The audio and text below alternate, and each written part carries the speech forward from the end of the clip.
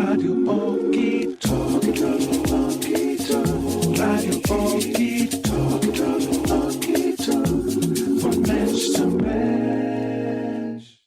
Welcome to Team Rabbit Hole edition 78. Finally, it is the 10 of Pentacles. The Tarot journey in this iteration is complete. Welcome, Kirily, Cosmic Space Princess. Hey there, it's Priestess. Of course. How's it going, Kirily? I guess I'll kind of give a brief kind of synopsis of how I stumbled upon you. But basically, I know you're an Australian, not living in Australia, expat all the way. I think you're in Thailand these days. I don't know if it was 4 or 5 years ago, but when I started kind of waking up, probably more than that, maybe like 6 at this point. But when I started waking up, I was doing like a lot of LSD and just combing the Facebook worlds, listening to Alan Watts and Terrence McKenna lectures or Daft Punk or whatever I was doing, which is kind of where Team Rabbit Hole started from. You were one of the astrologers that I turned on to, like you, Kai Pacha Lesher, Leo King, a few others, Mike the Peace Dealer, just who's a few of those guys have been on the podcast. But you have this very unique feminine approach that seemed like deep magic to me, to the degree that I knew it was real and intuitive, like I sensed it as real. But I have never gotten a reading from you or anything like that. Unfortunately, I should. For the record, I will probably at some point. But the idea here is you struck me as a very unique voice, a very cool kind of female voice in the astrology community. It was like you had colored hair that was really cool. You kind of had an attitude that reminded me a lot of, I don't know, a laid back David Bowie or something like that. So, in the best sense, you know what I mean? So like a kind of a Ziggy Stardust astrologer vibes. Let's kind of start there. I mean, officially aloha. I've never really talked to you before. Thanks for coming on. I know it's been kind of ships in the night, so to speak, for a bit, but here we is. So thank you officially for coming on. My question kind of, I guess, to start off this whole shindig is, where are you coming from? You're an expat. Like, I mean, we'll get there eventually, but like, give us a little context into the formation of who you were in lives prior, and we can kind of pick up when you turned on to astrology, et cetera, et cetera. Okay, it's cutting out a little bit at my end, so I'm hoping this is the okay place to talk. You are totally okay. Okay, great. Oh, where to start? I started learning astrology, as far as I know, when I was in my early 20s. I can take you back a bit to the story that got it all going, if you like, if you want to hear a story. Definitely, most definitely. Yes. Okay, great, awesome.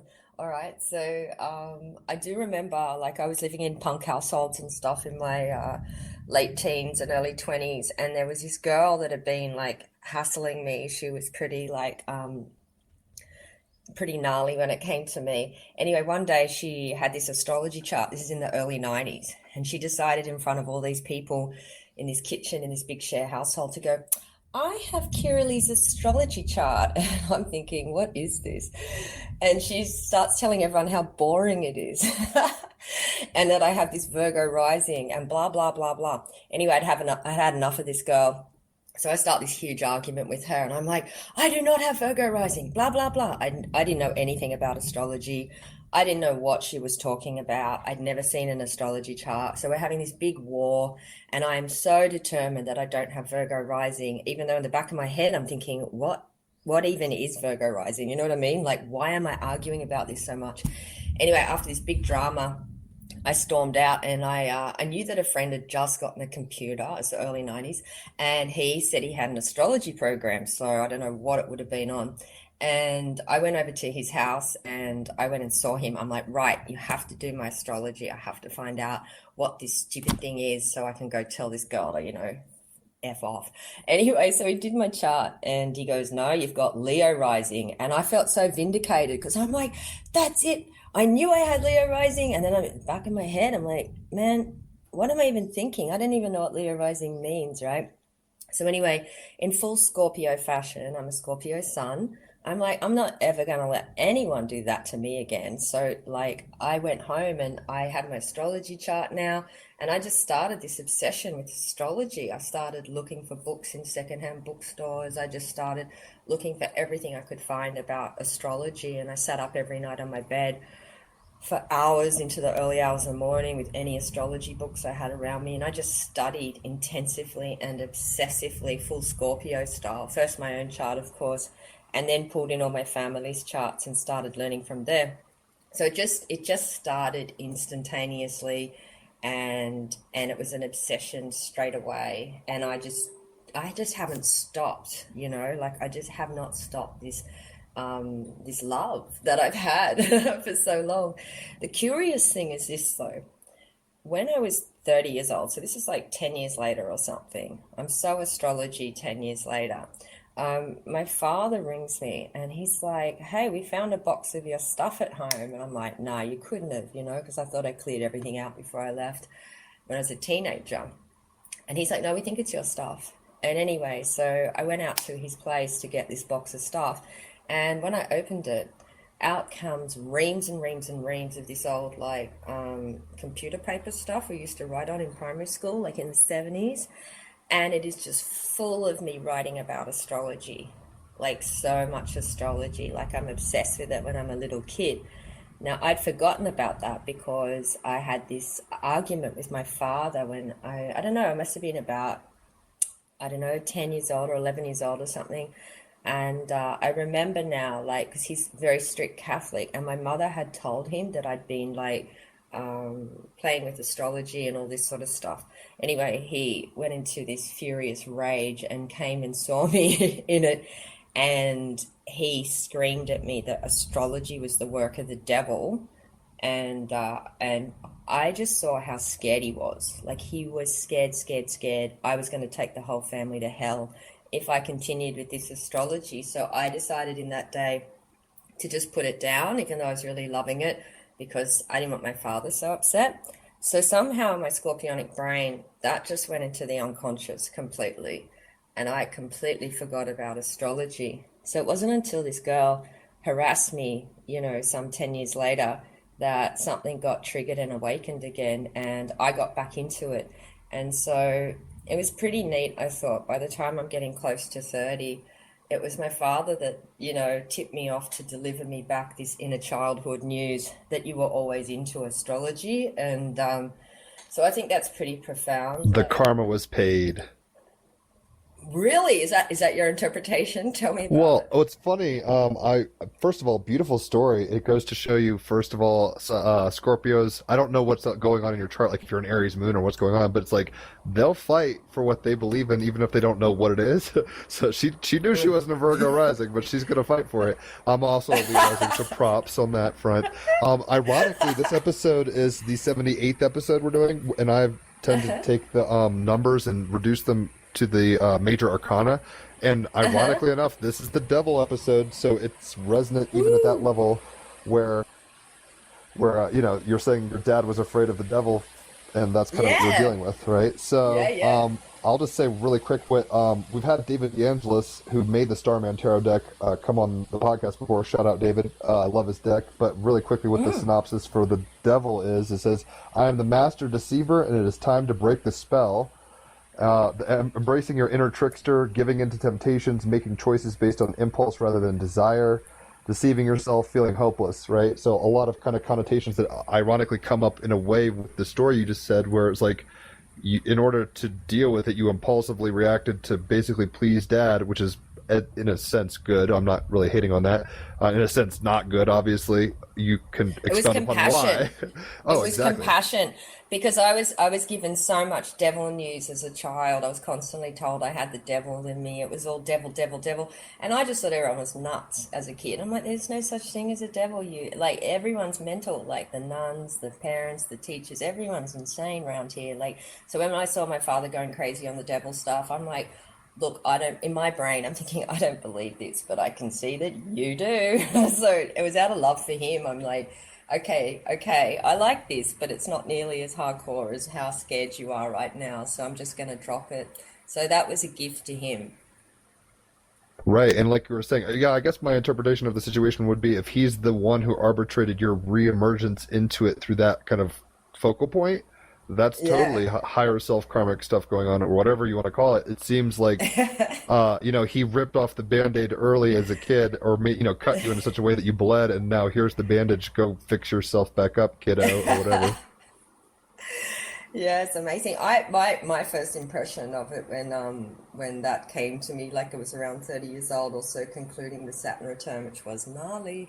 Um, I thought it was like a past life trajectory. I just thought this feels to me like collective stuff. Like there would have been so many of us passing through whatever centuries, working in a uninhibited way with astrology and all sorts of things, and then would come along something like the Inquisition or something, and we all get blacked out for so long that we all have to hide from ourselves, our own skills and craft, because we can't let anybody know what it is we do and what it is we know, kind of thing, just to stay out of the way of the Catholic Church while they, rain their terror down for however many Cute centuries. Gandalf with "Is it secret? Is it safe?" kind of stuff. Yeah, I mean, I also came into this life with like this chronic phobia around writing and a chronic phobia around anybody reading anything I wrote, and I used to hide information everywhere. Like, I was very, very like it all feels very past life-ish to me that like there's been a lot of like hiding of a lot of stuff to stay out of the way of the Catholic Church and realize that, people are insane and they're ready to kill over this stuff. So, yeah. And true Scorpio style, if I had to hide something that might kill me, I'd have to hide it from myself. So I felt like there must be like this, it's like in one person's short lifetime, there's a blackout there on astrology, which is the unconscious and something, and Scorpio, we have to look at denial and the power of denial and all of that sort of stuff, and how I was able to completely go unconscious on that for so long.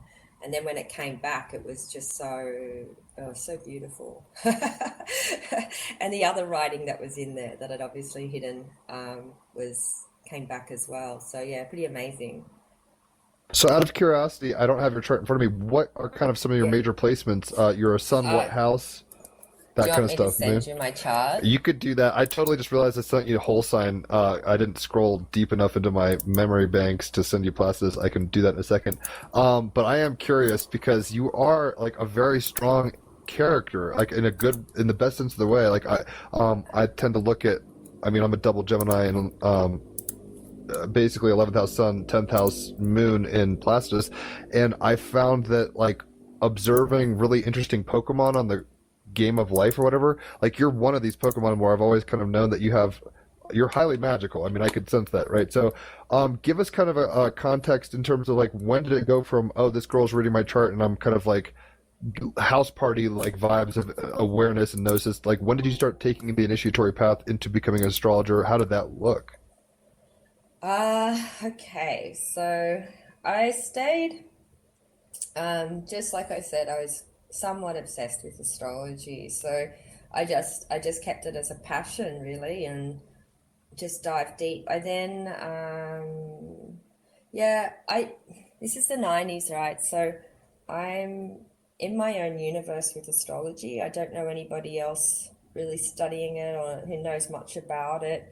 I'm, just scouring around esoteric bookstores and secondhand bookstores and I'm a DJ, by the way, for like 13 years, just full time playing underground techno or whatever, and parties and festivals and all of that. So I'm traveling a lot between cities on the weekends and I'm all over the place. So in my spare time, I'm just moving through record stores and bookstores. So just constantly collecting astrology and just, there were so many amazing writers, from the early 90s, big influences like Liz Green and others. And I'm just lapping it all up, but in my own world. And it still sounded like some kind of sorcery or heresy to most people I knew to be studying astrology. So it was just a very like eccentric thing that I was into. I didn't have a clue that there was any interesting Australian astrologers. I just thought they were all these, people whose books I read from overseas. And then I guess by the time, yeah, I'm getting around to 30, I I don't know, just running for a train one day, and I pick up a book to read for a long train ride, and it's written by this guy who's an Australian astrologer. And so I was so blown away. I'm like, oh my God, like I've been doing this by myself for like, I don't know, 8 years or something. And I just wrote to him an email. I'm like, hi, my God, there's an Australian astrologer. Like, wow, hello. Like, and then he wrote back to me and he said, oh no, you're in the neighborhood of quite a number of great astrologers. Like, so he gave me the list of people's names in Sydney. And I wrote to all of them and went, oh, hi, like, you know, I do astrology too. Like, who are you? Like, and one woman bothered to write to me and say, come along to my classes or whatever. And she was doing beginners classes, and I'm like, yeah, nah, I don't think I need a beginners class. I think I could teach it, you know. And also, I was recovering out of some pretty brutal depression, and I wasn't really a fan of leaving the house at this point. So this woman was amazing. Like, she just kept ringing me up, and she's like, hi, like, she's like, you know, really, please come to my astrology class. And it meant getting a train on Tuesday nights, like for about, I don't know, 40 minutes out west to a really dangerous area of Sydney, and coming back on the train by myself really late at night. And I'm like, I don't want to do this. I don't even want to leave the house, kind of thing. But she just had this beautiful power in her, and she actually convinced me to do this. And it was sort of like my first big excursion out into the world after a couple of years of depression. So I went along, and it was a beginner's class. Obviously, I didn't need to be there, but it was just something about this woman. Anyway, it turns out she was very like sure that I needed to be in her class. And so I ended up studying with her for 3 years, and she was an excellent astrologer, excellent teacher, but she was a profound like power angel warrior. And I healed in her class, and I also had, you know, a powerful third eye awakening with her. And she was highly intelligent, highly mathematical. We did all the drawing of the charts by hand. She was a really good bridge for me to know astrology out of the old school world before we'd all went into computers and stuff. So I got to learn all that old school way of doing astrology. And through knowing her, I connected into a network of astrologers. We have the Federation of Australian Astrologers in Australia, and that dropped me into the New South Wales chapter. And suddenly I'm meeting all these brilliant astrologers like Ed Tamplin and Maggie Kerr. And Australia's just rich in amazing, awesome, very awesome people, very awesome astrologers. And they had an exam thing for Australia, and I went along and did one of the exams.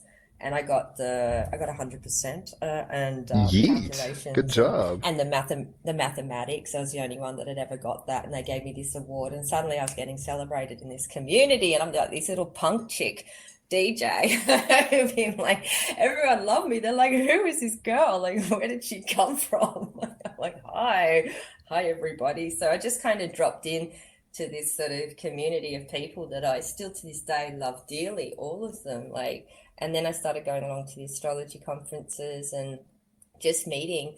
I meet Demetra George, you know, we love each other, just meeting all these beautiful characters and amazing astrologers. And so I was just kind of marinating in wonderment of just this joy of astrology and amazing beings. And I was really, you know, nurtured by everybody. And so I've just been playing along with it, really, and loving it. And I have my own, as I dovetailed out of DJing and towards transpersonal and shamanic and therapy and all of that sort of stuff, being a therapist, I included astrology in that, which was all okie dokie. But then at a certain point, I got a calling from Shiva as like, I didn't really have any connection to Shiva, and Shiva called me to India, and I just had this intense thing. I had to go to India, so I went to India with $100, right? I went there, and 100 Australian? That's not a whole lot. Yeah, 100 Australian bucks. I went to India like for 6 weeks or something, and I'm just like, I have to go on this calling, you know, to meet Shiva. And of course, like, I went to this like yoga thing that was happening like in the first week, but I ran out of money, right? So I was sitting there on this Sunday night, in the yoga class, Sunday afternoon in a yoga class, and I'm like, I'd run out of money. I was really hungry. I couldn't concentrate on the yoga, so I'm like starting to daydream of like all this food I want to eat, and I'm starting to daydream into a chapati and some chocolate, and just like, oh yeah, like I want some food. And then I'm thinking maybe I've got a little bit of money in my key card. I'll try and get some money out at the ATM after the yoga class. So after yoga class, I go to the ATM, and there's no money in my ATM at all. Like, I'm just kidding myself. But there is this plastic bag sitting next to the ATM, and I do look inside it, and there was wrapped up this steaming hot chapati with this organic freaking chocolate. I'm like, what the? And that's when I knew freaking Shiva, like Shiva's in the house. Like, I got my chapati and chocolate. So I like was so stoked on this, and I'm like, wow, I'm going to take this down to Mother Ganga, to the river Ganges, and I'm going to sit there on Sunday night through the sunset, and I'm going to love this chapati and chocolate, right? And so I go down to the river, and just as I go down there to eat it, some girl comes out of freaking nowhere, and she's just like, hey, she's like, I heard you're an astrologer. And I'm like, yeah. And she goes, oh my God, I need to get an astrology reading off you tonight. And I'm like, oh, okay, whatever. And so I went and hung out with this girl for a few hours, and she paid me a lot of money to do this astrology reading with her. And then the next day, long story short, she basically ordered all these people in were her yoga teacher training or whatever she was in. She ordered them all to have astrology readings with me. And then, like, seriously, from that day, I was booked out in my hotel room in India, just doing astrology readings nonstop. I had people lining up outside my door wanting to come in and do astrology workshops with me. So I ended up like squeezing all these people in my hotel room, everyone on the bed or just hanging around.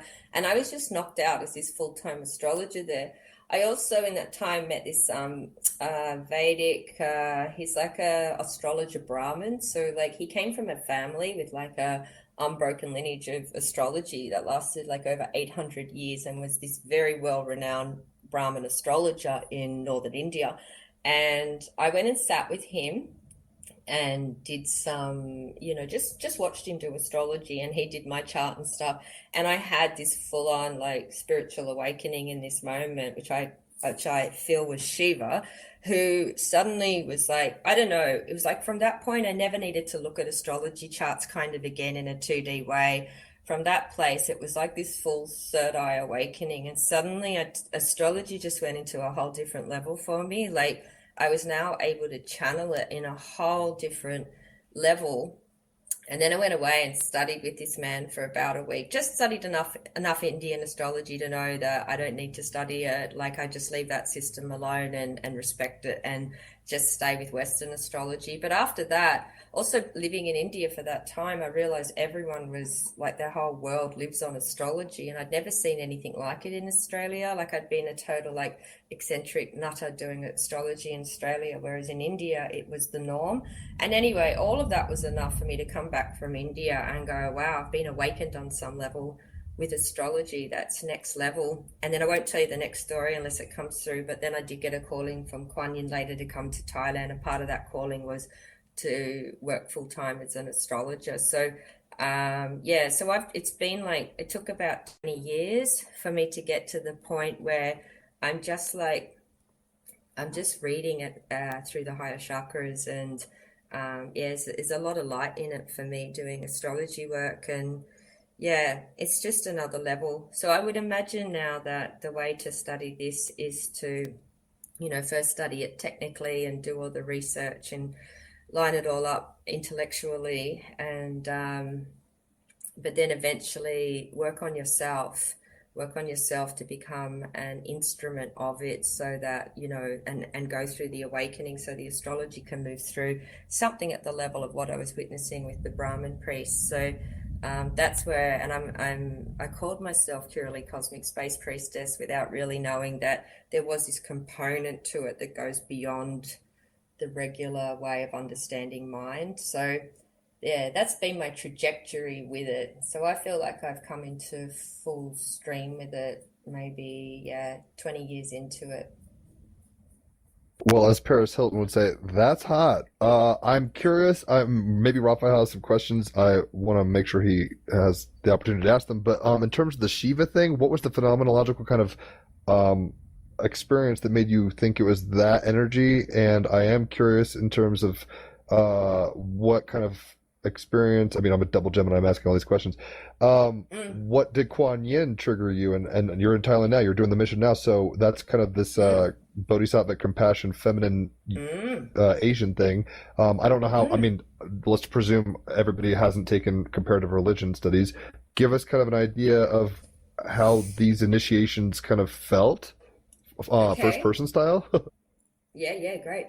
So with the Shiva one, I I the only thing I can remember is the gut, the stomach. Like there was, it felt like I had an umbilical cord going from my stomach to somewhere to northern India. Now I didn't know anything about India or the geography of India or anything like that.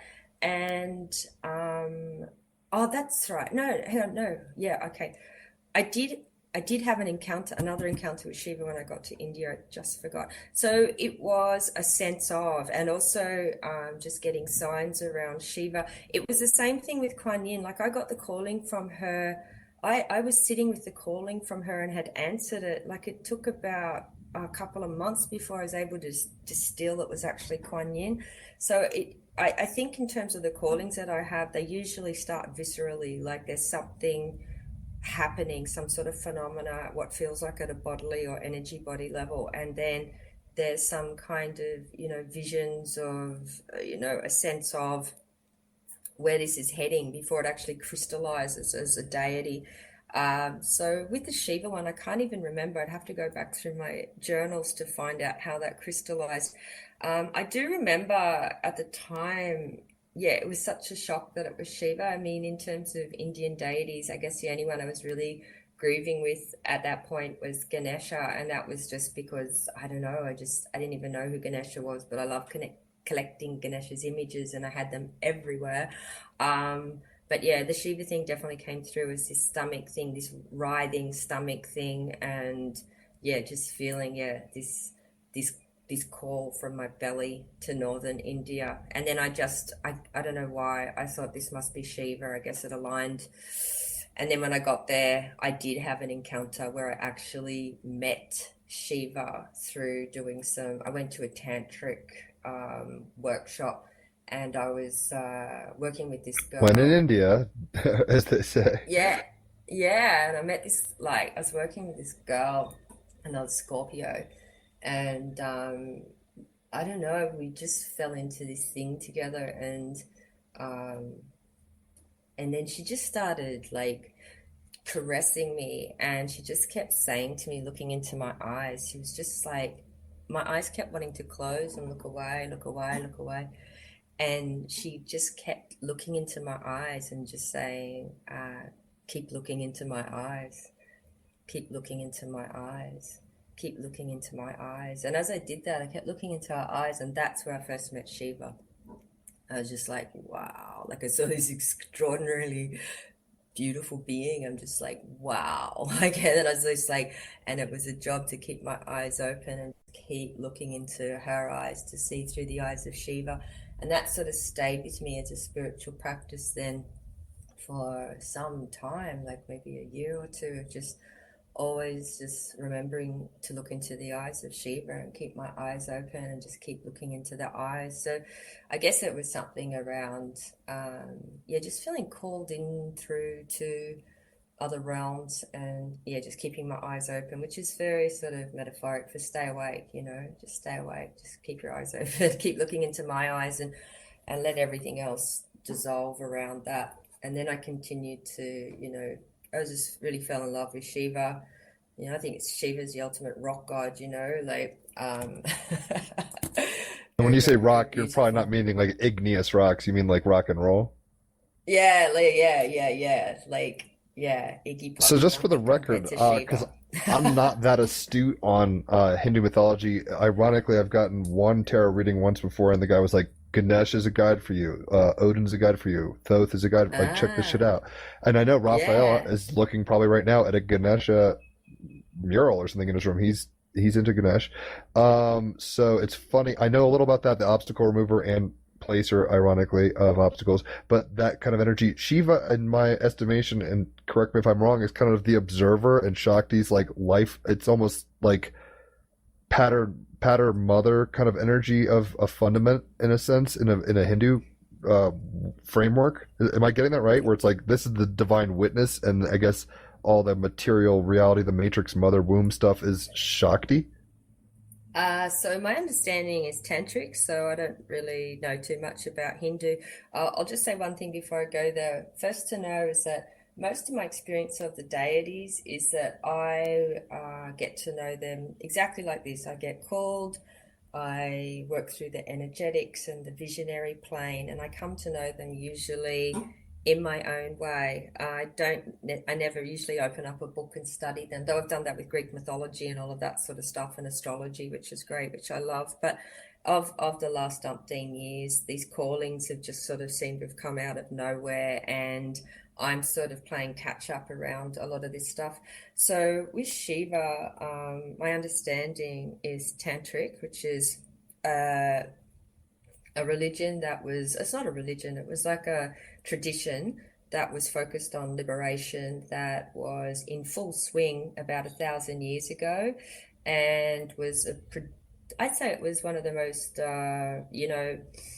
like popular and powerful traditions happening from about 800, I guess, till about 1200 in India and all of Southeast Asia, all the way through, Thailand and Laos and Cambodia and Vietnam, all the way down to Bali. And you still see quite a number of temples in Bali dedicated to this tantric tradition. And this was a householder tradition. So it wasn't with monks and nuns and all of that sort of stuff, or Brahmins. It was people just living at home, married, children, businesses, all of that, householders. There was no temples, but very powerful tradition for, what we would say today is enlightenment. So it's all just focused on waking up and full liberation. So this is what I study. This is what I love. So in terms of Tantra, Shiva is awareness. So awareness isn't the same as a detached observer. So awareness is, it's hard to talk about these things, but it's who we are, and it's all of existence, and it's all that is eternal, and it's what drives all of this, But awareness in a way that we could imagine, though isn't totally correct, is stillness. That's still silent, vast spaciousness that we experience anytime we close our eyes and tune into what's actually there. So if we close our eyes and actually ask ourselves, try and locate ourselves, where am I in all of this? We'll find there's nothing there. And when we start tapping into that awesome spaciousness, then we're in the realm of Shiva. Shakti is the vibration. She's the energy. She's the movement. She's from which all things arise. So in a way, the mother template is a good analogy, like this great matrix from which all form, all things in manifestation are birth. She is everything in manifestation. She's the toaster. She's your girlfriend. She's like everything, So Shiva's pure awareness, and Shakti is manifestation. And the sort of splitting hair difference in a way between a lot of the Vedantic traditions, which you'll find is the majority of the monastic or renunciate or ascetic. It's the whole traditions. neti thing, right? Yeah, they're all very like Stoic. detached observer. Yeah. Everything out there is an illusion. Like, let's cut off our genitals and our emotions and let's cut it all out and come back down to what is true and pure, which is the true, Brahman is just like all there is God, like all there is awareness. So those pathways are predominant, and they are all fine and dandy because people wake up in them for sure and become enlightened in them. But the tantric one is like, no, it's like it's not like that. It's like Shiva and Shakti are ceaselessly interpenetrating one another, so that when we like in that toaster is just as much Shiva as Shakti, you know, because Shiva is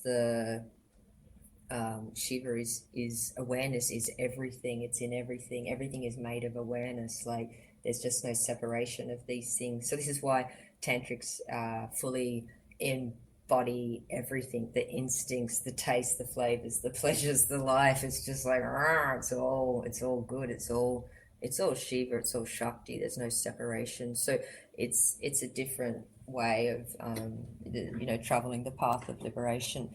So yeah, that's the short answer. I hope I've done it justice. Oh no, you totally. Yeah, I'm not Hindu, so I'm not like trying to rep any schools or anything. I was just kind of curious in terms of people's kind of syncretic methods. Like we all pick up kind of artifacts from cultures prior to us or whatever, and it's interesting to see how we kind of weave it together for our own meta narrative or whatever, monomyth or whatever.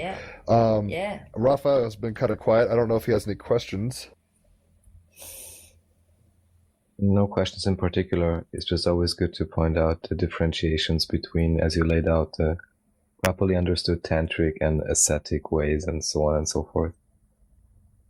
And just a quick question, Raphael, what's your connection to Ganesh?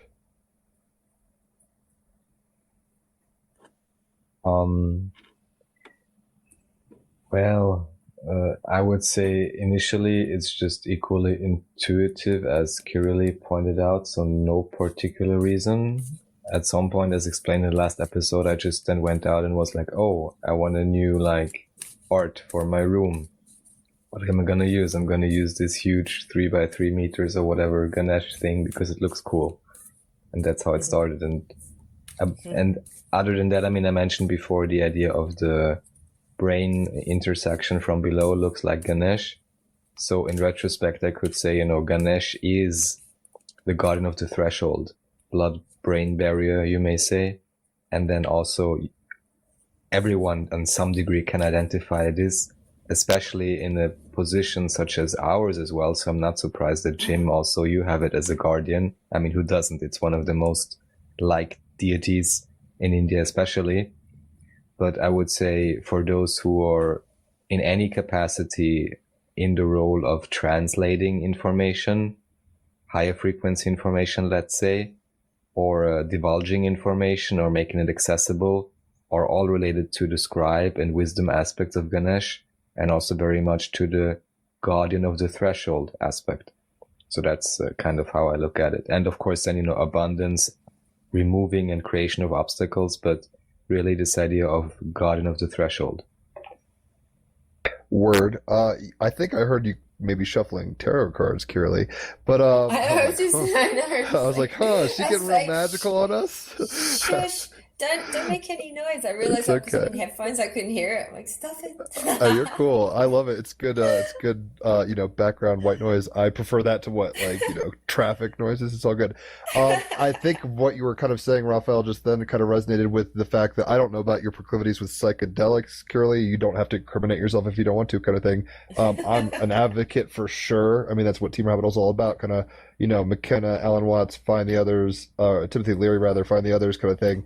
And although having a responsibility with the Alan Watts, hang up the phone when you kind of get the message vibes also. So, tenacious entheogen user, but like responsible and kind of trying to use it as a tool, not just a party drug or something. In any event, I think Ganesh might have something to do with the blood barrier in that sense, where it's like when you ingest these psychedelic kind of psychoactive chemicals, even if Ganesh is the psychedelic elephant theory. Yeah, it kind of reminds me in some abstract way of the Dumbo trip or whatever's going on in that movie, where it's like if you break through these barriers, you're going to have somebody kind of guiding you through this. Maybe that's I don't know, it just came to mind. I'm not saying this is the case. It's like, interesting. Let's talk about Kuan Yin for a second, maybe, and then I might actually start pulling. I'm wondering what cards you pulled, and maybe we could talk about the charts. I didn't actually get your chart in the Facebook group chat. I sent my Placidus in there. Hang on. I was doing that. There's so many things. You just talk on and I'll do it. Right on. And when you're not talking, if you hit mute, that's cool. If not, we're just taking clear. I don't mind hearing you click and stuff like that. It doesn't bother me. So, yeah, with Kuan Yin, I'm kind of curious. It seemed like, how would I put this? I've had moments on LSD where I've popped through in my own kind of understanding of things to be like, I need to be a bodhisattva. Like, I guess I could leave this place and try to go somewhere else, but this place fucking matters while we're on it. So let's try to like hold the ground and be that guardian of the threshold, or however we could put that. So I don't know how Kuan Yin ties into that, but it seemed always like this multi-armed kind of. I mean, I've seen beautiful videos of women, probably in Bali or southern Asia, kind of lining up. I think they were actually deaf, maybe even, but basically lining up and doing all this arm stuff, and it was very Kuan Yin energy, according to the video. What does that mean to you? How did you hear the calling? Like, you're in Thailand now. Is that more of a resonant feature there, etc.? Wow, it's like another story, I'll tell you. So I didn't really have any connection to Kuan Yin. I actually relied quite heavily on Mother Mary to pull me through a lot of stuff. And yeah, so she was, I guess, she was a really prominent deity for me, Mother Mary.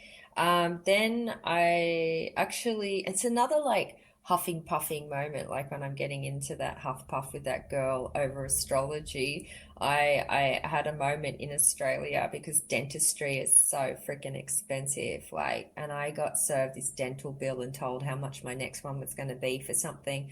And I just burst into tears in the dental clinic because I'm like, this is so freaking expensive. Like, and I just decided right there in that moment, that's it, I'm going to Thailand. Like, it's cheaper to actually get on an international flight from Australia, go to Thailand, hang out for a couple of months whilst you get all this dental work and come back, and you'll still have spare change, compared to what it costs in Australia. So, events in my life conspired in a way where I was like, okay, I'm going to Thailand. And then, to get my teeth done and I need to wait around because it was a certain procedure. So I decided to come to Kopangang, and there was like a yoga course I could do, and I thought I'll go along and do that while I'm waiting. So interestingly, when I got here, the moment I arrived, I like really the moment I arrived, I just felt this intense calling to live on the island. And I rejected it straight away because I'm like, no way. Like, I really love the Australian landscape, and I had a pretty good thing going in Australia. I'd, been working in my business for 10 years, and I lived on this house in a beach at the bottom of a rainforest escarpment and stuff. I'm just like, lots of friends and stuff. And I just like, there's no way I would live on this little island, right? And I just got pummeled with it was like everywhere I went, the trees were talking to me, the plants were talking to me, the wind was talking to me, everything was kind of whispering to me from this kind of like um elemental kind Like of a healy Davis kind of energy. thing? I was like like giggly, laughing, like elemental energy Sounds stuff. It's almost like like the beginning of a mushroom trip. Keep going. yeah, and then well, actually, mushrooms figure heavily in this story. Then I started getting surrounded by dragonflies were following me everywhere. Like I had like swarms of dragonflies around me. I go to the beach, I'm just surrounded in dragonflies. I'm walking anywhere, and I can't see anybody else surrounded in dragonflies. And I'm like, what the heck is going on? And this really like elemental energy. I tried to do like a shamanic ritual when I was there, like a kind of welcome to country type thing we would do in Australia, just to introduce myself to the landscape. But it was interesting because there was no ancestral energies there, and like I'm used to Australia, and it was just all this like more high pitched elemental stuff going on, and and it was just constantly calling me.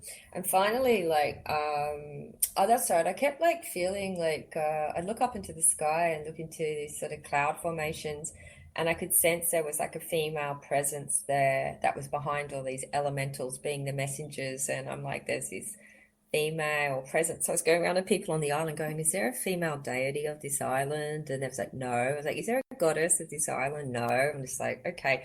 So I wasn't getting any help from anyone on the ground that there could be any kind of mythology or tradition or anything around any of this madness that I was going through.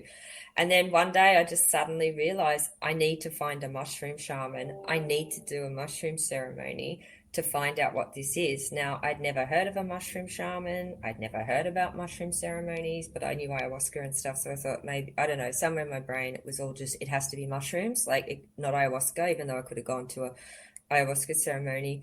Anyway, I start asking people around, is there a mushroom shaman? And finally I found one. And there was specifically a mushroom shaman, and I went and saw this amazing being and said I need to do it on this specific moon, which was happening in a day or two, and like do this ceremony. And basically that's what happened. I went and did this very, very powerful mushroom ceremony. Good mushrooms are here from the elephants, so they're all consecrated to Ganesha. The ceremony's here for the mushrooms because Sync there. That's what's up. Yeah, keep going. Yeah, and then I had a super amazing, very, very, very powerful journey. But straight as it started in full swing, I had this powerful visitation from these dragons. And it was a very like Southeast Asian mushroom trip. Like everything came to me in old Siamese, like old Thailand imagery and stuff. Like I could suddenly understand Thai architecture and everything about the Thailand landscape now that I saw it through the lens of mushrooms and the dragons and all this mythos that was out there on this ultra plane of existence. I'm like, that's what everything looks like. That's how all their artwork looks like. I'm getting it, you know. But anyway, the dragons came through and they were like, we want you to live here. I'm like, like I'm trying to get away from this message. And it's like, finally I was like, I concede, you know, like the dragons are calling me now. And they're such beautiful dragons. And I felt, you know, I felt very special to be visited by these dragons, these Southeast Asian ones, you know, not like European ones. And yeah, it was a pretty phenomenal experience, that mushroom journey as well. I won't go into it, but pretty powerful stuff. And then, so I came out of it, and the first thing I said to the mushroom shaman was like, the island's calling me to live here. And she was just like, yeah. And I'm like, okay. And I said, and I also said, it's also called me to build a temple. And she said, yeah. And then I said, it's also telling me I'm going to be part of this creative explosion. I'm like, yeah. And I'm like, okay. And then, you know, sometime later in a yoga class, I was really freaked out about this news because I didn't want to leave Australia. I had no intention, and it seemed like there was this very strong calling that I needed to say yes to. And I remember thinking in this yoga class, like, what am I going to do? How am I going to earn money? I mean, do I just go home and pack up my life in Australia and move to this island that only has, you know, a tourist population a few months a year? What am I going to do here? And then the dragons came back and they said, you're going to be the astrologer. And I'm like, oh, really? And they're like, But you of don't have to course. worry about anything. You don't have to worry about money. You don't have to worry about anything. Like, this is all part of it. You're here to do astrology. And I'm like, okay. And then that made me super happy because I'm like, wow, I can't do that in Australia. Can I do it here? And that was part of it. And then later when I went back, I was actually in deep grief around this whole thing of having to leave Australia, which I did take another mushroom trip over, which was very powerful. And in this one, Krishna came. But then I went back to Australia and started packing up my life with the intention to return to Thailand in 6 weeks. So it was a pretty awesome and horrible ordeal, this suddenly like letting go of everything, including the 4 bookshelves of astrology books and stuff, and like all my records and everything, you know. But in that process of packing down, I just suddenly got this flash of like, oh my God, that goddess is Kuan Yin, that goddess in the sky, that feminine presence that's calling me. It just suddenly dawned on me, and I just knew it with every cell of my being. I'm like, my God, that's Kuan Yin. I didn't know much about Kuan Yin, but I'm like, that's Kuan Yin for sure. And then I'm like, oh wow, I'm being called by Kuan Yin. I'm like, this is amazing. So anyway, when I got back to the island, when I packed everything up and moved there with just nothing, just you know, one suitcase of my life, and holy crap, I hope this is going to go okay. I've just cut off everything from Australia. I found out there was a temple on the island dedicated to Kuan Yin. So I went to that temple, and it's just full of dragons. There's dragon art, dragon iconography, dragon everything in this temple. And finally I put 2 and 2 together. I'm like, oh my God, like all these messages from the dragons, they're Kuan Yin's dragons. Like, anyway, so I just like slowly learn a little bit about Kuan Yin, which was pretty much, you know, she's the Bodhisattva. So the story goes like she could have entered the state of nirvana, which is the ultra Buddha state of full realization, full enlightenment, and transcended all of this existence. But right at the gates, she stops and is like, you know, back there in the world of form and all of that, like all these people are suffering. And she decided out of great compassion to not reach the climax of her own ascendant awakened state and to restore herself back to somewhere close to the earth plane to support all beings coming into enlightenment. So she's known as the great compassion, the great goddess of compassion and mercy. And she does have attributed to her various, like, more kind of local deity type duties of taking care of, mothers and children and all that sort of stuff. There's various threads of legend and mythos you can follow in terms of how Kuan Yin came to be Kuan Yin. But interestingly, Kuan Yin only showed up around about the same time as this tantric stuff is going off in Southeast Asia. Like around 1000, the year 1000 is very interesting, and we can get up to that soon astrologically. It's very interesting because there's all these powerful shifts in terms of world religions going on at that time, you could say, even though Tantra is not a religion, nor is Kuan Yin. Kuan Yin is a religious-free icon of something exquisite.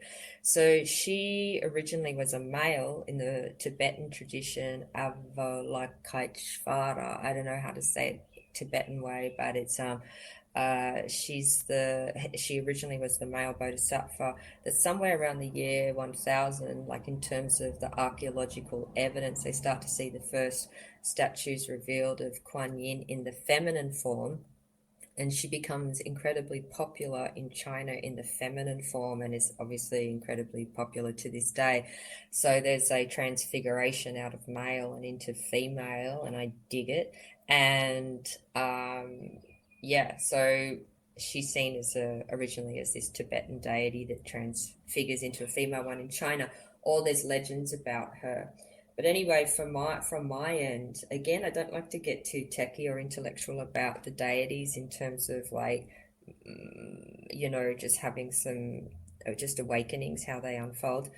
All I knew was like, well, if I'm here, I don't know why I'm here. I don't know why Kuan Yin's picked some Australian girl, to come to Thailand and to, I don't know, devote myself to Kuan Yin or some such. And then I thought about, well, what is this coming to enlightenment? Like, I didn't really know. I really did not think about it. I didn't have any concept of awakening. I didn't have any concept of any of this stuff whatsoever.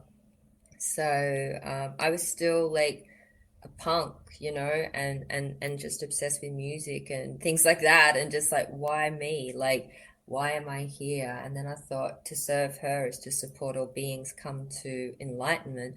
And then I thought, well, if I'm going to do that, then maybe I should figure out what this whole coming to enlightenment is and put myself on that path first. So that was basically a logical deduction to start my journey in terms of the path of awakening. And so that began in June 2016, and I was called to open a full moon ceremony here on the island and spoke at that, and everyone was invited to speak about something on that moon. And I said, well, this is the beginning of my journey, my pathway to awakening in this lifetime. And everyone's like, what? Yeah, that's a kind of a heavy announcement. Yeah, I'm just kind of like, yeah, I know, like as if like I just got the memo yesterday. I know nothing about it, but here we go. There's Nirvana or bust. nothing. Yeah, it's just kind of like there's nothing else going on from here on in. Somehow I'm completely unattached to everything in the universe. I've just cut loose from everything, and there's nothing in the way. It's me and Kuan Yin from here on in. So it's like, everyone's like, okay, but it wasn't like from ego. It was kind of like from innocent fool, and that's where it began. And then all sorts of amazing teachers dropped in on the path around this, and that's where it's been heading really ever since then. And she's my tutelary deity, and my experience of her so far is that she is this, like, she's the most mega superpower I've ever come across in terms of consciousness. Like, she's compassion, and as far as like I've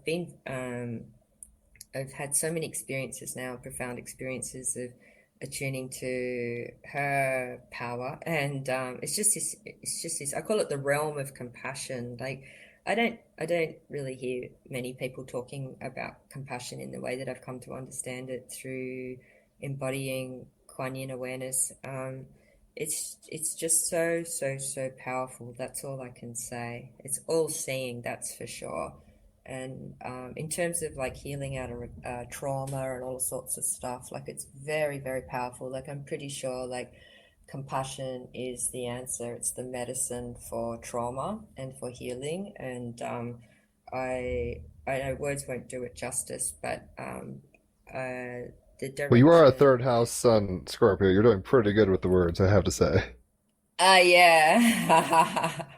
And I'm not But surprised really that, I mean, looking a little at your chart, you have a moon in the fifth house in Sag. It's like, of course you're going to be having these like revelatory experiences of heart awakening. Like, I'm not shocked, but it's like how that might manifest is kind of particular to everyone's karma, avatar, all sorts of stuff. So it's problematic. It's not like a one size fits all kind of thing. So just seeing that doesn't necessarily mean it'll translate to whatever.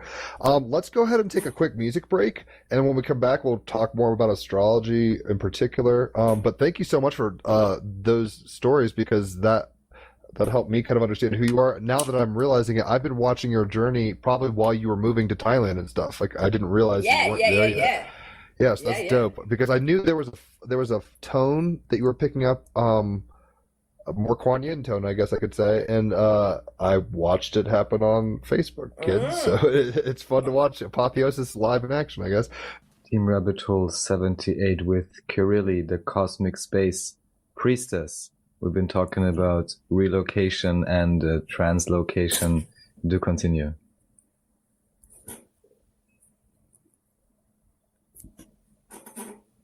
Kirily, you're there. Yeah, I'm here. I don't know. Raphael saying continue about translocation. I thought that kind of summed up the whole how I got to Thailand story. But if we're missing anything, let us know. No, I think that's all good. I think, yeah, at Word. this point. That was a trill ass track, Raphael. That remix was dope. It hit me in a funny place because on the one hand, I was hearing it and it felt. Don't take this too weird, Kirily, but while I was hearing it, I was trying to imagine, or I was getting triggered into the imagination of your experience seeing Shiva in the eyes of that lady, and then like ready or Mm. not, here I come kind of thing. And then it had this kind of like mushroomy kind of fun feeling where it's like all the spirits of that island and everything, and Kuan Yin being like, "Yo, ready or not, like here we go, like let's do this shit." Totally. It's like beautiful song for that. It's like it's so beautiful for the spiritual calling. Ready or not, here I come, because it's always like that. Like it's always no, no, no, no, no, no, no, no, no, no, no, no, no, no. It's like I live my life through callings and through, guidance and stuff, and all the key movements are like that. It's like no, no, no, not me, not me, not me, not now, not now, not now. It's like, and then it's like, well, ready or not, you know. So yeah, you just go, you take these leaps of faith. And that's kind of what makes it entertaining. I mean, in some kind of abstract sense, it seems we're a part of a film of experience, or however one wants to put this philosophically, where it really does matter. Our participation seems to change the film's direction. So it doesn't surprise me that like reality itself is calling to you to do something to change and affect and transmute and alchemize in the reality. It's not that we're just silent Yeah. observers watching it. It's like I kind of do dig what you're saying. This is a visceral participatory event that has consequences, and your lack of participation in certain ways might actually prevent nature or people from becoming fully itself, or in some weird way. Yeah, that's beautifully said. I had this thing when I was younger, like, I just didn't believe anything. Like I just started this thing when I was very young, but this is a traumatic response. But I did decide to play with the theory that everyone was lying and that I didn't want to believe a thing. So I kind of shielded myself out of a lot of conditioning when I was very young because I took it all as BS. And then I thought I'll find out for myself. I was so keen to leave home as early as I could and get into the world and find out what's what. And I started with the theory that none of this is true. So it's particularly around get a job and, get married, have a house, blah, blah, blah. I'm like, yeah, nah. I just thought, no, this is not happening. Like I felt there was a presence of something. I wouldn't call it God or anything because it's too damaged by Catholicism. So I just felt like there was this like something to participate with, something like there was just something there. So I set myself all these really random and crazy tasks to do that seem extraordinarily impossible. And I called it back then just testing reality, as if like I was a kid poking reality, just testing if it was true. Like, you know, what if I did this? What if I did this? What if I did this? And I'd set up all these games to play in consciousness to see I mean, if I this could is your third actually. house Mars Uranus thing going on hard right here. Just for the Is record, I'm like, it? yo, I mean, With think the about it. It's with like you're a pushing the with a energy. very You're the playful moon. astrologer. Yeah, but my point is, I uh, don't know my own chart. I don't look. I uh, can't read my own chart. it's It's I like suffer the same thing. I never look at my own shit. I It's so don't. weird. I've done it I once or can't. twice, and I'm like, what the fuck? But no, it's funny because you do have Mars conjunct Uranus. I'm pretty sure I don't have it up Yeah. right now. In the third house, so it's like, of course you're going Yeah. to be the most extreme like sportsman of the game of life, if you want to put it that way. It's Yeah. like it's all a game, and you're kind of calling Yeah. bullshit on everybody, but at the same time creating a kind of radical conditions for yourself to transcend through play.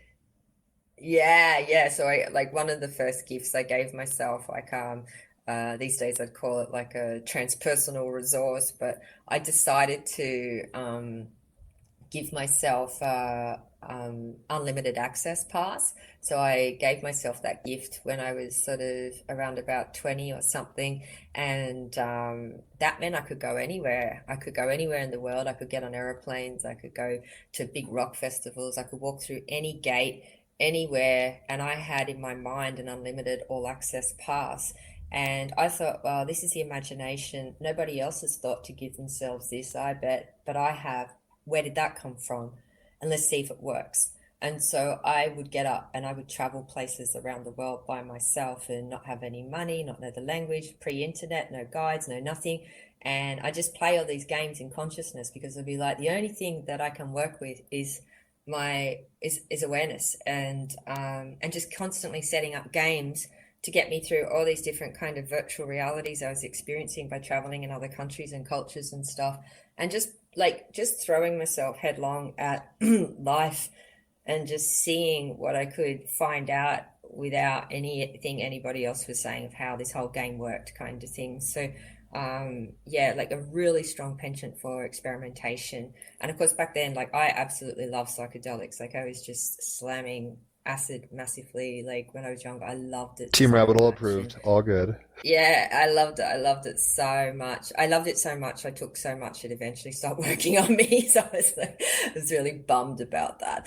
But it was like, you know, as a friend once said to me, you can't open an already open window. And I'm like, yeah, the doors of perception are open. Like I don't have to, you know, I always say to people, I'm a permanent tripper. Like I Right. just don't Like need to Salvador take Dali said, like, anymore. I am drugs. It's kind of like that thing where it's like after a certain, Yes. I'm noticing that now. I mean, I've done enough LSD, not like massive, massive amounts, but it's like I've done enough where it's starting to, I feel like my biochemistry and my framework, my modeling is like neuroplastically altered towards LSD realms more than not. It might actually Totally. play a little into how, I'm not saying you're like, you know, open-eyed tripping all the time, like some acid casualty. I'm not really suggesting that, but the idea where you're the veil might be really thin, that like more than it had been before, and maybe that's part of why your mind can kind of grok the spirits, you know, the devas or whatever, you know, elements and all Mm. elementals and all this stuff, because you've basically allowed your brain to become a receiver for that which is not, you know, psychedelic kind of experience in a sense. I have a quick Yeah. question about your DJing kind of career. We don't have to go long and hard into that. You said you were a Yeah. DJ for 10 years, a techno DJ. Tell us kind of what your Yeah. name was, like what were you about? Like I'm Okay. curious as a musician. We don't have to go long Yeah. into it, but I'm very curious. I'm sure Yeah, yeah. Raphael probably is Okay. too. So my name was DJ Zeitgeist, Oh, and hell yeah. I started playing in the early 90s. And again, there's more stories. I won't go into it, but another profound kind of calling situation because I definitely didn't want to, but I became a DJ. And I started playing just underground techno parties that were set up as a kind of a resistance to the big rave mafia kind of thing that was going on in Sydney. And people dovetailing out of the punk scene, I guess. In Sydney, there was this warehouse crew called the Jellyheads, and they were like these kind of alternative punks, I guess. And they'd been in Goa, India, and had come back and started to tap into like this electronic music. So they explained it as selling their guitars and drums and buying drum machines. And they sort of started experimenting and playing in these warehouses with like electronic music, which was a big sort of break from the sort of thrashy guitar-based punk stuff. And so they were kind of outcasts in their own punk scene. And I kind of just show up at that point, very keen on politics, very keen on psychedelics, and very keen on movements in music. I've been so keen on music since I can remember, like really, really obsessed with it as a little kid and stuff, and just following music intently since I can ever remember. And so I showed up as I guess a teenager or something in the city, and there was just such an amazing explosion of culture and arts going on in Sydney at that time. I was a part of a generation that just thousands of us descended upon the city when we at that time expecting amazing underground music, I guess. And so it was just at the beginning of it, and started putting on small parties. I was playing at parties, playing vinyl and stuff. And yeah, I didn't think much of what I was doing. Like, I was just doing it as a community service because, you know, I just thought somebody's got to do this, right? We've got to keep these parties going. The vibe was incredible. I just really loved the people. And I just sort of did it as a service. And then Not surprised, just given your Jupiter and North Node are in sixth house Capricorn. So you're like, let's have the best shit possible for the service of all. Yeah. And so it's like, and I had no idea what I was doing. I was actually incredibly original because there was no female DJs, and I've got a zillion DJ stories. I won't go into it, but anyway, it picked up, and I became like, you know, just, I don't know, The zeitgeist icon or something? very popular, very popular. Let's just say, Aptly like, it was named. a pretty rare specimen. And so I was just obsessed with that, of course. And so I just lived that full time, full power, and played just so many shows. Like in my first year, I played like 66 shows. I got picked up by this organization in Germany, the Goethe Institute. I was flown over to Berlin to play in 1994. I played at E-Werk there, which was this old like electricity power station of the Nazis and stuff that this punk crew had taken over and turned into this big nightclub experience sort of thing. So I was over in Germany, and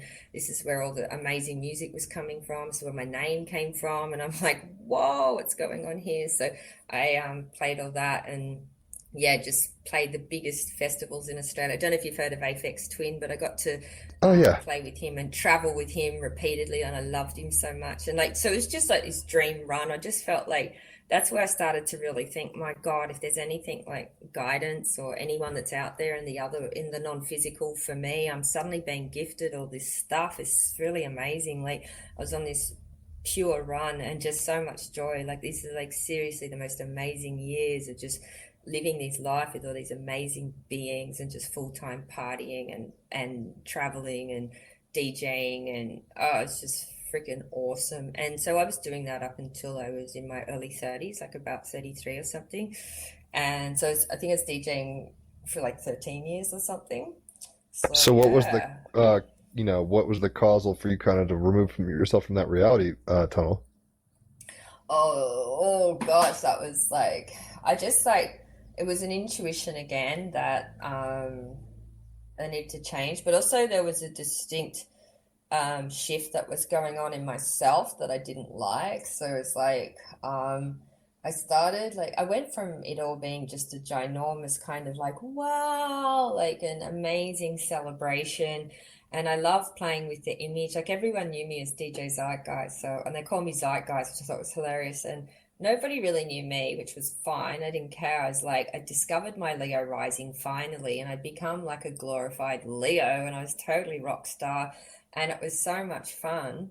But then it got to a point where it was getting really weird. Like, there was just so much, I don't know what words Like to the say, scene but kind of took over in a sense. yeah, maybe.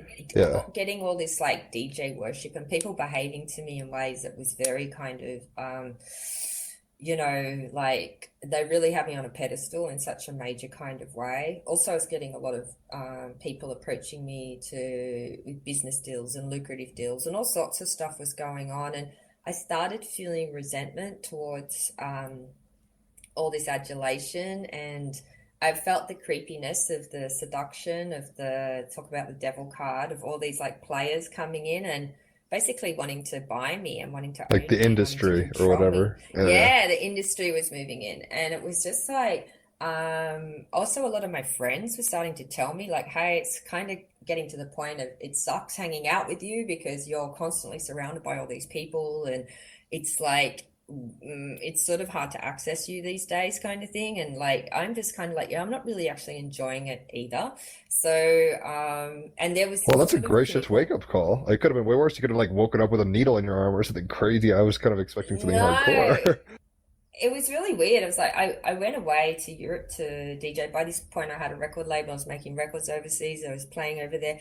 And I got word from Australia that on the when it became the year 2000, which was a big deal for all these people, it was going to be the year 2000, New Year's Eve and all of that. In Australia, they have like this big fireworks thing in Sydney, and it's broadcast across the nation, so everyone can stay at home and have their parties and watch the fireworks at midnight. Hey, Kimmy, check out the fireworks.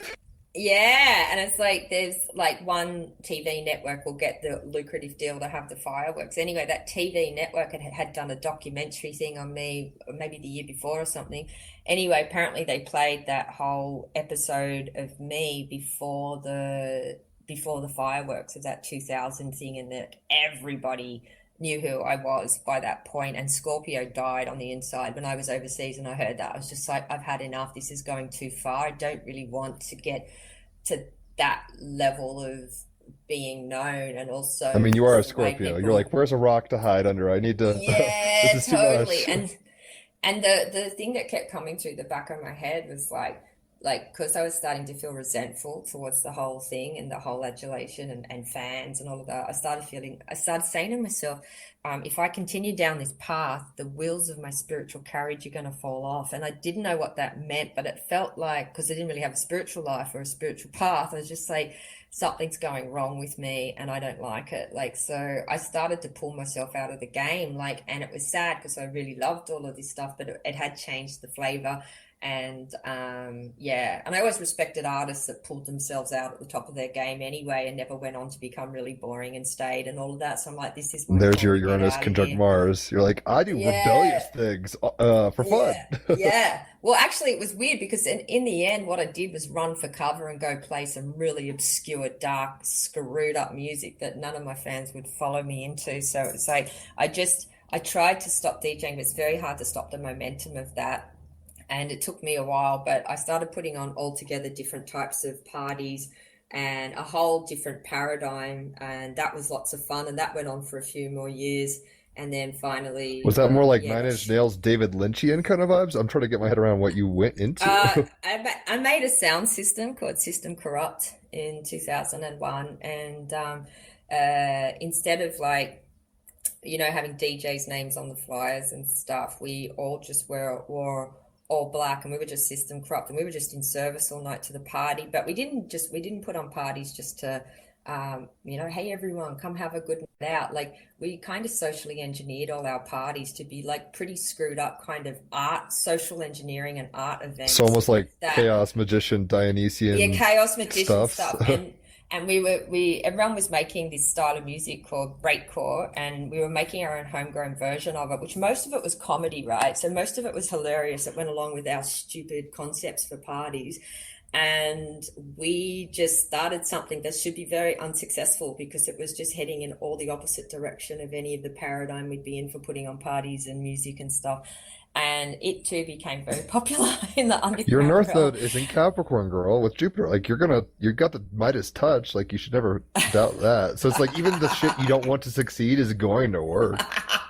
It was pretty fun. We had a radio show, System Corrupt, that was killer. And was this post 9/11 or I mean, you said 2001. Was this like political reaction? This is 2000. This is 2001. So this is during the Saturn opposite Pluto that was going on in Gemini and Sagittarius. So, and then you get to 9/11, and that's the Saturn-Pluto conjunction, isn't it? Anyway, it was like the whole thing we were doing at the System Corrupt Time, which was like this heavy, like looking at the dark end of the political spectrum of the axis of evil and George W. Bush and all of this sort of stuff. Oh no, so that was, yeah, this was 2001. Sorry, correct. This is all 2001. This is all. So that in a period. large way, it was a reaction. Your punk was coming through in this way, in a sense.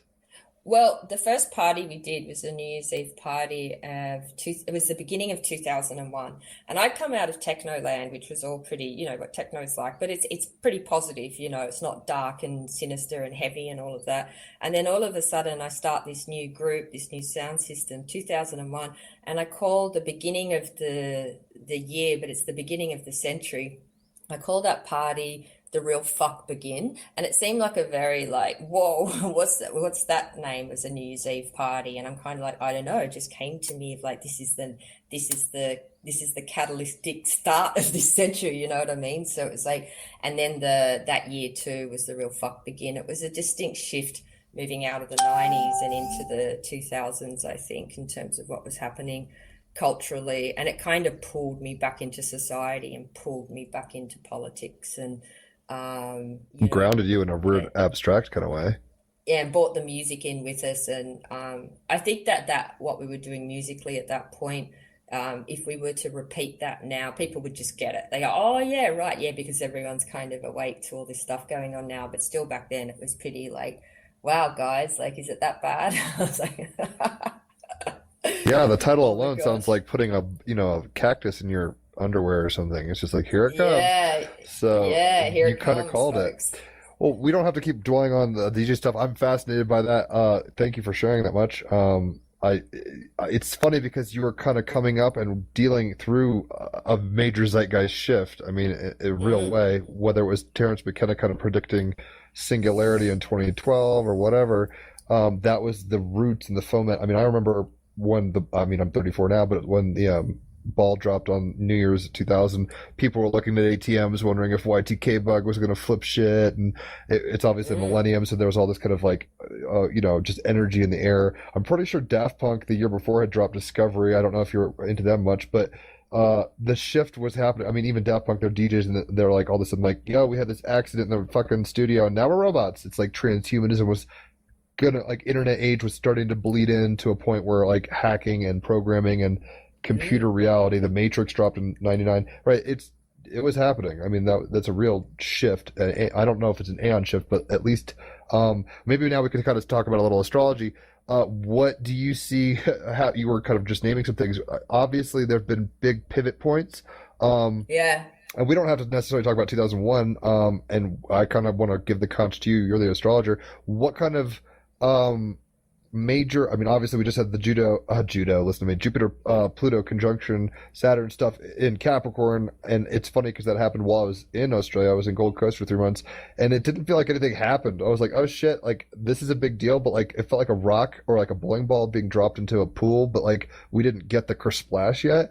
And clearly, some of this kind of coronavirus and Orwellian state stuff is, I think, the beginning of a splash effect.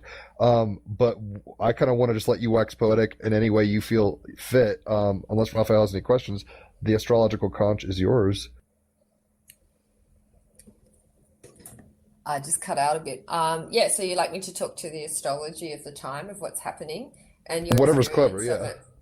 Yeah, your experience was it didn't seem to really drop. Well, my experience was that it definitely did drop. I mean, for me, I kept calling the Pluto Saturn conjunction of the 12th of January, for a lot of people was the 12th, 11th to 12th of January 2020. I called that crunch time, and for me, it certainly was crunch time. So I feel like 2019 with the Saturn and Pluto coming towards the conjunction and being in lockstep together for most of 2019.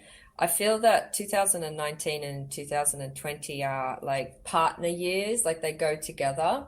And it's very interesting, this devil card, because you're talking about today's show being looking at the devil. And I'm only just sort of coming around to, I only bought my first tarot deck like a couple of months ago. Like not even You're like a cool. few, You're cool. Less than 2 months ago, and I've been quite obsessed with this devil card, of course, because it's been what's in play for 2019. Well, just a quick aside, the devil card is this I mean, I don't know how much you know about it, and I'm not like an expert by any means, but the in the Rider Waite symbology, I don't know what kind of deck you got. There's so many out there that you could get any number of things. I think you'd actually really enjoy the David Bowie Starman Tarot deck. For the record, check it out. I'll send you some links.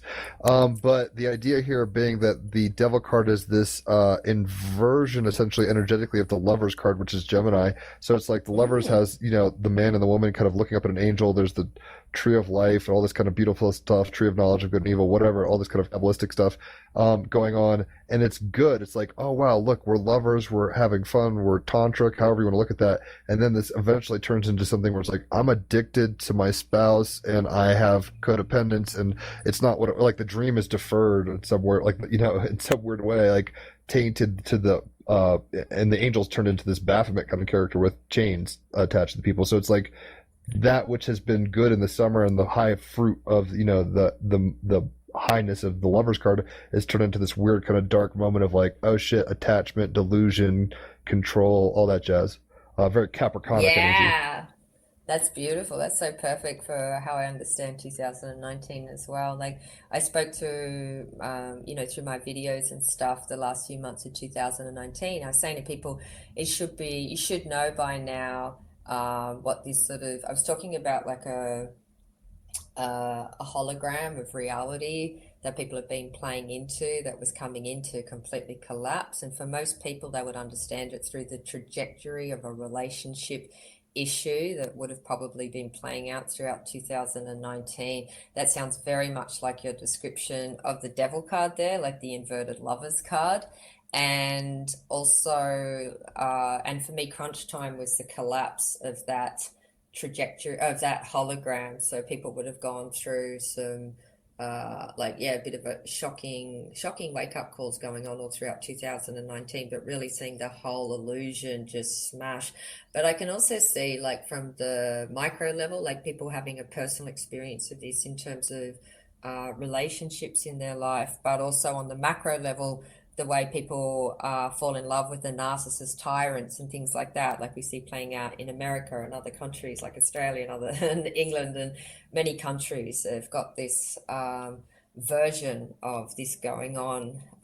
So yeah, just interesting looking at that. And I've been telling people, like, you know, if you were aware of this and suffering through it in 2019 and been doing the work and looking at all these shadow things, especially around these unresolved attachment traumas from childhood and how they play out in adult relationship patterning and how they're playing out in the macro culture as well. Or if you're like me, journeying on and off in and out of spiritual communities and yoga communities, you'll see all these cults that are playing out on the mini version. So there's all sorts of places to see these dynamics playing out, and issues around power, and with Capricorn, power and rank issues all over the place. And really understanding these old systems of these hierarchical, patriarchal structures, and yeah, Where the all South the Node has dynamics. been, we should say the Capricorn South Node. So it's like we're kind of going through the worst karma of all the institutions, all the patriarchy, all the kind of masculine toxicity in a way, which is something I found that you were always talking about, that most, I mean, other astrologers were, but I felt you were tapping into a level that was speaking from a feminine, it's almost like Athena or something, where I was like, oh shit, this chick is like tapped in, and she's like she's goading us to action. She's not just like saying it. She's like, it's a call to arms in a sense. Woohoo! Amazing, because Athena's only just sort of dropped in on me in the last few weeks. So I like how you Oh, brought that Athena's up. bae. Yeah. She's conjunct my Venus, Pallas Athene anyway, the asteroid. So, in 2020, we have the Jupiter-Pluto conjunction coming in now in Capricorn, and I see Capricorn as a sign as the devil, right? In the tarot card, the devil. So, two things to say about this. Number one is, like, I did go back through my astrology program looking for the last time in history the Jupiter-Pluto conjunction happened as a triple pass. Like, so we're going to have an exact Jupiter-Pluto conjunction 3 times this year. I couldn't find As though anywhere in the one last. wasn't enough, right? It's like smack, I smack, couldn't smack. find I couldn't find anywhere in the last 2,000 years that had happened. And then one of my clients and a guy that's been watching my videos for years, he got back to me and he said he went through and he found it, I don't know, thousands of years ago or something. So I haven't heard any other astrologers speak about this. So I don't follow too many other astrologers because I don't have time, but I would love to. But yeah, I haven't heard anybody mention this. So this Jupiter-Pluto conjunction that's happening 3 times in 2020, as far as I know, hasn't happened in over 2,000 years. So it's freaking huge. And it's right at the end of days in terms of late stage capitalism. And we've got the South Node in Capricorn, which is a very karmic kind of collective karma around all this Capricornian stuff and this whole devil card, and everything's kind of being revealed at this point. So I was saying for people on a personal level, if you really were aware of all this stuff playing out last year and you've witnessed with your eyes wide open the collapse of the forms in early January, then really that's the type of thing that should be bringing you well and truly into your power by now. So you'll be able to ride out 2020 and all the stimulus it provides as an experience to, it's like authentic sovereignty or something. Empowerment, yeah, authentic and sovereignty. It's like it's a really rich experience, this 2020 thing, if you did your 2019 properly. But for those that didn't, that were still riding out all the old patriarchal, like whatever, King of the Heat games or whatever, 2020 is going to bite them in the butt really hard, and I can see like Jupiter is going to amplify all the Pluto unconscious shadowy elements. So we're going to see everything writ large. So there's going to be some, like in terms of tarot, major tower moments going on for people all over the place as they, we could see the whole realm of all the conditioning, particularly of the male conditioning, collapsing, and the old institutes or of toxic society, male the conditioning, we patriarchy. should say, right? Because Yeah, I the think toxic divine male masculine is conditioning. cool, but like sometimes I feel like I've never thought you've done this, but the risk, I guess, can be that let's castrate everybody, and it's like like we still have value, don't kill us. Like, I'm sorry we fucked it up. Yeah. I think it's good to clarify when I talk about the male conditioning, just the basic stuff around, self-worth being based on, how much money you can earn and how successful you are in the world and all of that sort of stuff. And I find it's right across a lot of cultures, all of this thing. So don't see it as like necessarily a bad thing, except that it's unconscious because it's programmed, and the way guys are conditioned from a young age to steer clear of their emotional reality and focus more onto realization on the world channel, things like that. So that's what I'm referring to when I'm sort of pointing at the male conditioning. And then when I go into detail around how patriarchal structures work in terms of some pretty dark stuff, because I'm focusing on all the dark side of this stuff with the Jupiter-Pluto conjunction, because Pluto is the dark side, and Jupiter religions and, just various institutes of society. And as you'll see in my birth chart, I have those 3 planets in the 3rd house. I have the Sun in Scorpio. I also have the very kind of anarchic Mars-Uranus conjunction there in the 3rd house. I'm not sure if you're aware that the 3rd house being opposite the 9th, like the 9th house is all about, the bishops and the religions and all the upper echelons of the churches and all of that. So the 3rd house being It's like institutionalized gurus. Yeah, so the 3rd house opposite that is the house of the heretic. So that makes total sense now. I've never it makes thought about total that. sense, Mr. Gemini. Yes, that it's like the house of the heretic. So there's obviously a lot of energy in that house for me to call out a lot of the religious stuff and religious systems and the patriarchal structures within religious systems. So I'm just like And you should. salivating it, calling It's out in all your this nature. stuff. Yeah. Oh my God, look, they took astrology away from me. I'm Scorpio. Do you think I'm going to forget this? No, hell hath no fury like a Scorpio whose astrology is taken away. So it's funny because Raphael had pointed out something before with the coronavirus. Okay, so corona's the crown, right? And I'm not sure about your presuppositions in terms of like the validity or not. Like, I don't know if you're going David Icke on this or if you're listening to CDC stuff. I mean, everybody's kind of on a spectrum here, it seems. But the idea here of being in the tower card, there's people getting shocked out of their tower. Obviously, like that's the kingdom being zapped by, the higher octave of Mercury, Uranus. It's like chaos is coming, but the crowns are on their head and they're falling from, there's a lot of levels here where it's like we're gonna have to humble ourselves in some way that we haven't. Like, I don't know how into culture you are, so if I allude to things like Snowpiercer, I don't know if you've seen that movie, or Terrence Malick's The Tree of Life or anything like that. The toxic kind of masculine energy you're talking about is very well represented by Brad Pitt in The Tree of Life, which is kind of a Kabbalistic movie in a sense. If you haven't seen it, it's very opiatic and beautiful. I think you dig it. Very surreal in a sense. But what I just lost my train of thought totally. Tower card, yeah, it's happening. I mean, that's where we're at. But in a sense, like you're saying, the work has been. If one has been doing the work, the blow is a little less severe, and maybe we see how to exit the highway of failure here on the exit ramp of like confederational kind of feminine utopian, like micro level kind of grassroots making it work. We can't just rely on Babylonian tit to suck on forever. It's just not going to work like that anymore.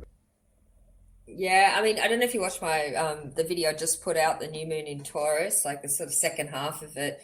I get into quite an interesting rant on all of this sort of stuff that comes through, but for me, it's more like just Capricornian concepts of,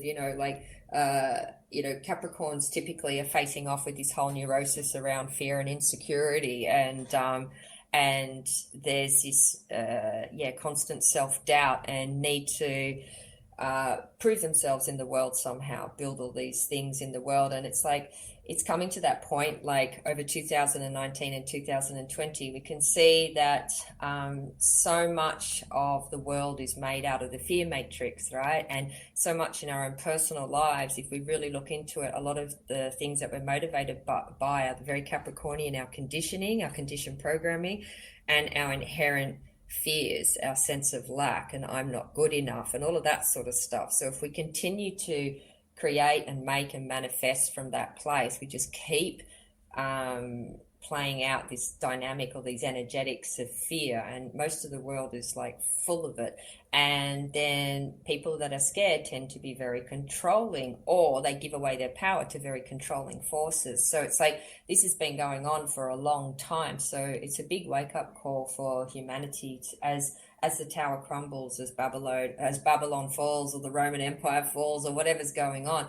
It's time for people to reassess, where do I draw my sense of security from, and look inwards to develop that sense of security. And this is a much deeper spiritual question in terms of like overcoming this illusion of separation and starting to align at the level of source awareness, source consciousness, and realize this infinite power that we all are and can be, and to start to move from that. And so start to align with the ground of our being, the true ground of being, which is inherently inner and divine, and start to move into the world spontaneously and organically from that place. And so it's huge to get conscious of this stuff and stop playing into these illusory self-images and games we play and edifices we invest in, because most of it's just a house of cards. It's built on all this madness of fear and being dislocated in these systems of separation, when we could actually just be spending more time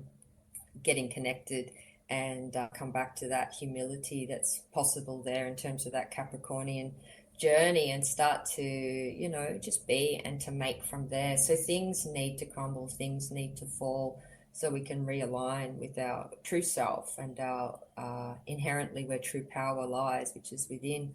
So I think this is a big part of the shift.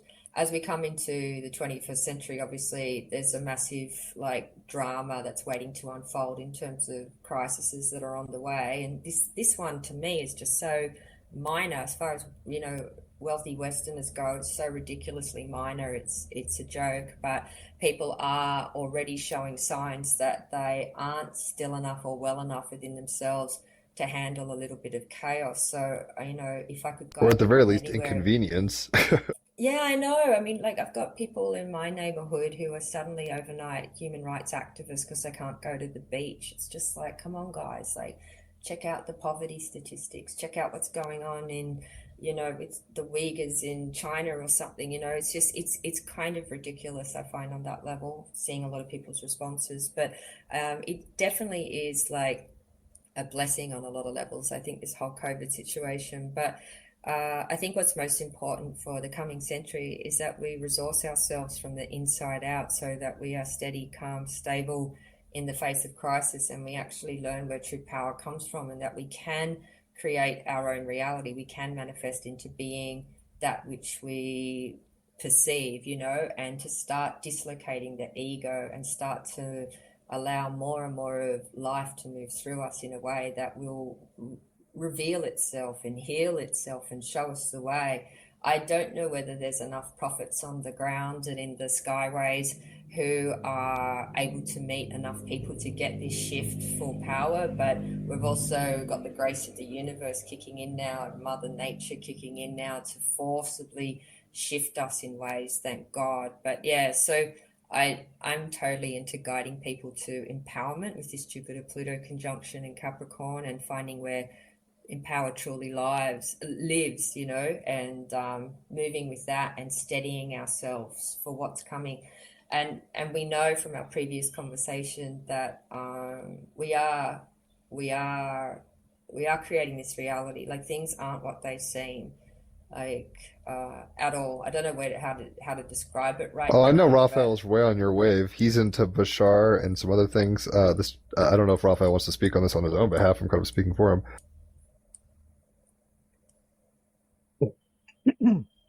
I was just about to say nothing to add. So yeah, of course, right on. That's what it is. Here we go. And the other thought was, well, not that it's about sides really, because all is one.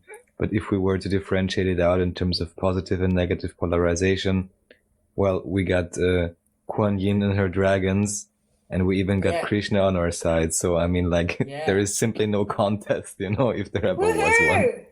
Oh, I love it. I love it. You see, that was the other thing I was going to call in. It's like the other end of this spectrum is the North Node in Cancer, which is coming to its final days. And that is the Great Compassion Rising. That's what I've been calling it. And yeah, this is Kuan Yin and riding on the dragons at this end. It's like, this is where it's all been pointing to. But we've had so many heavyweight planets around the Capricorn end. It's all eyes on the Capricorn end.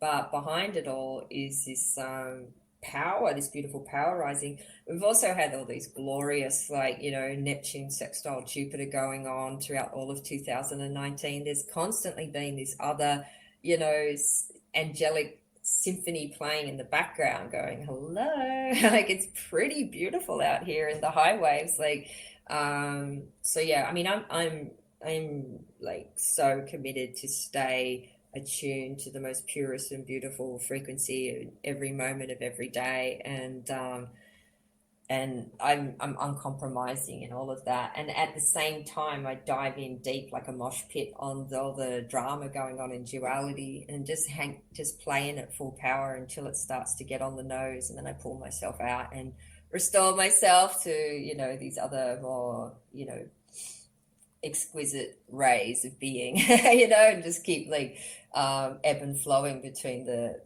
chaos and the drama, and then back into the serenity and the calm surrender and the witnessing of all the magnificence of it all. So I feel very secure in all of this. So I hope I can share with other people that this is really where we're all being asked to move to in our own being, is this inner state of security and well-being, and from there things really can shift. Well said. And I have to say, I think you were one of the first people, because I'm coming from a very strong Judeo-Christian background, but essentially, and when I was waking up and doing all this acid on Facebook, watching you doing your stuff, at some point, clearly, I think this is what I was picking up on, where it's like, oh shit, she's seen through the game, and she's on the other side, but then she's coming back in and talking on its terms, which I really appreciated. So it's like, I mean, at this point, it's about unity consciousness, or however, monism, however one wants to put this, but it's like, you were one of the first voices I think I ever heard, because this is before I met Raphael, who's since then, sent me all sorts of kind of documents or whatever to kind of get on that wave. But I hadn't been turned on to that. That's just not something I was privileged to in a weird way, or not privileged to in my cultural kind of gridding.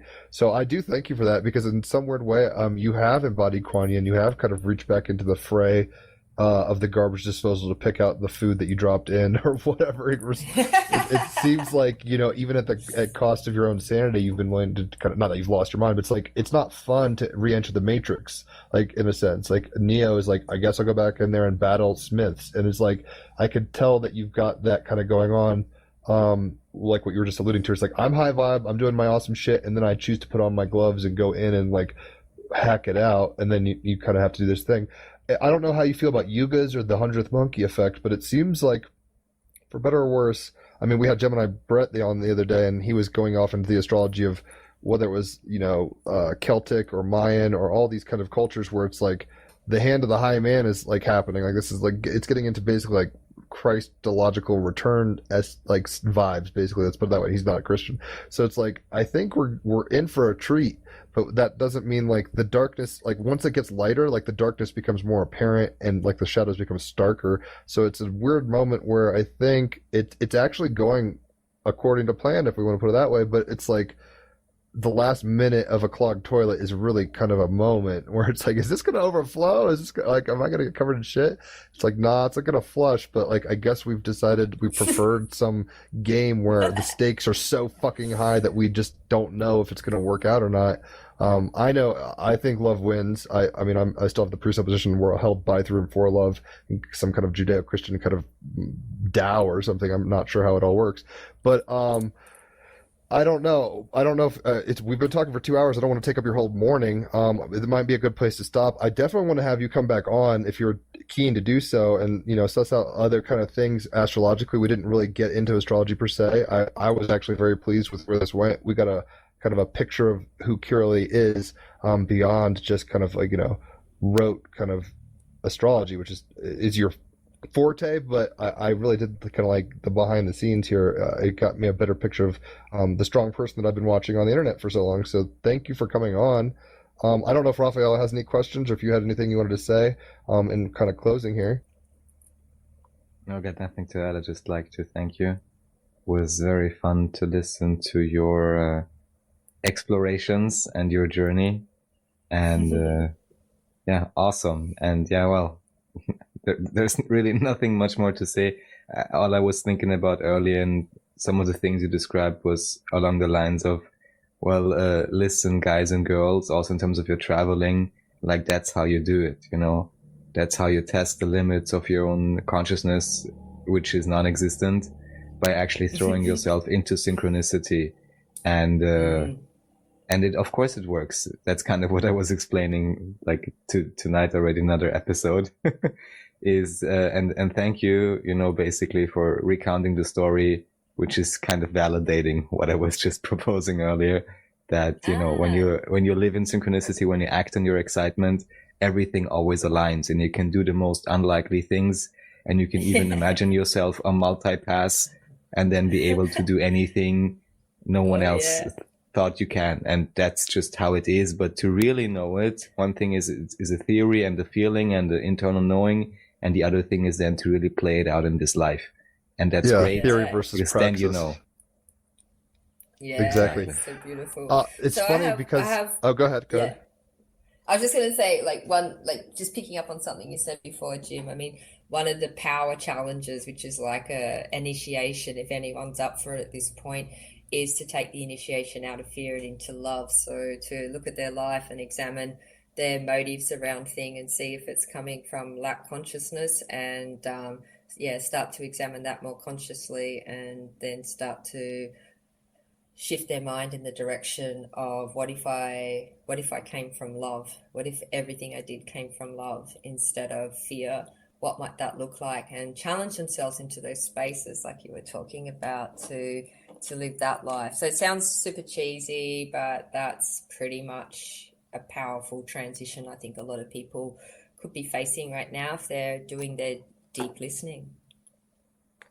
Right on. I mean, you're Team Rabbit Hole as fuck. I've always known it. I'm glad we got you on here. I want you to know that you have my full support emotionally, psychically, whatever. Like, you're on the front line. You're gang. I don't even know how to say it. Like, you're an inspiration to an ENFP. I'm the inspirer. So it takes a lot to get me, going. But like, you're dope. I hope people reach out to you. Just if anybody wants to get in contact with you, we'll tack on your links and stuff like that. But if there's any kind of plug or anything you're doing right now, if you wanted to say that, feel free. My last kind of 2 cents are, everybody, Bill Hicks kind of sense, enjoy the ride. This is a crazy trip. She's showing you can push the limit, and it's not going to snap. It's not going to break. Like, grace abounds. It holds you. Like, you are it. So, like, enjoy the fucking ride. Yes, totally. That's it. Exactly. Nice one. Awesome. Yeah, well, I guess to close off with laughter is the very best thing to do anyhow. So thank you again, Kirily. Thank you, Jim. Thanks everyone for listening. Heed the examples, if you will, if you wish. Make up your own minds. And as always, enjoy yourselves. Radio Okitalk, Radio Okitalk, von Mensch zu Mensch.